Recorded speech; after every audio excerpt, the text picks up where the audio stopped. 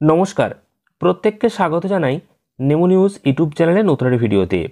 Supreme কোর্টের DA মামলার রায় সংক্রান্ত খুবই গুরুত্বপূর্ণ আপডেট চলে এসেছে। 2025 সাল প্রায় শেষ হতেই চলল, ডিসেম্বর মাস পড়ে গিয়েছে। আর এই ডিসেম্বর মাসে সরকারি কর্মীদের জন্য কি নতুন খবর রয়েছে, বিশেষ করে ডিএ সংক্রান্ত মামলার রায় বা ডিএ সংক্রান্ত যে খবর, সেটা আজকের এই ভিডিওতে আপনাদেরকে জানাবো। একদম লেটেস্ট যে আপডেট সেই তথ্য জানিয়ে দেব। অর্থাৎ সুপ্রিম কোর্টে যে ডিএ মামলার রায় এবং সরকারি কর্মীদের মধ্যে যে একটা সংশয় সৃষ্টি হয়েছে, কেন সৃষ্টি হয়েছে সংশয়, সেই বিষয়ে আজকের এই ভিডিওতে আলোচনা করব। অবশ্যই মনোযোগ সহকারে ভিডিওটি শেষ পর্যন্ত দেখবেন।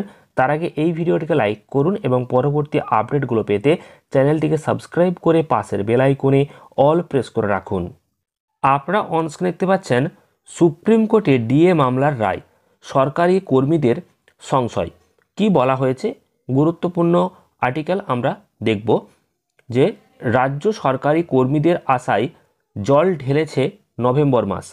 শুনানি শেষ হয়েও গত মাসে সুপ্রিম কোর্টে ডিএ মামলার রায়দান হওয়ার আশা থাকলেও তা হয়নি। এমনকি এবছরে আদৌ হবে কি না তা নিয়ে সংশয় দেখা গিয়েছে। কারণ নভেম্বর মাসে কিন্তু যে রাজ্য সরকারি কর্মীরা তারা কিন্তু আশা করেছিল যে একটা ভালো খবর আসবে, কিন্তু নভেম্বর মাস শেষ হয়ে ডিসেম্বর মাস পড়ে গেছে। এবার মনে হচ্ছে যে এবছরে আদৌ কি কোনো রকম খবর আসবে, তো সেই নিয়ে সংশয় দেখা দিয়েছে। আর এ নিয়ে রাজ্য সরকারি কর্মচারীদের সংগঠন কনফেডারেশন অফ স্টেট গভর্নমেন্ট এমপ্লয়িজের সাধারণ সম্পাদক মলয় মুখোপাধ্যায় বলেছেন, সবাই ডিএর বিষয়টা জানতে চাইছে, কিন্তু এখনও সুপ্রিম কোর্ট থেকে কোনো উত্তর কিন্তু আমরা পাইনি।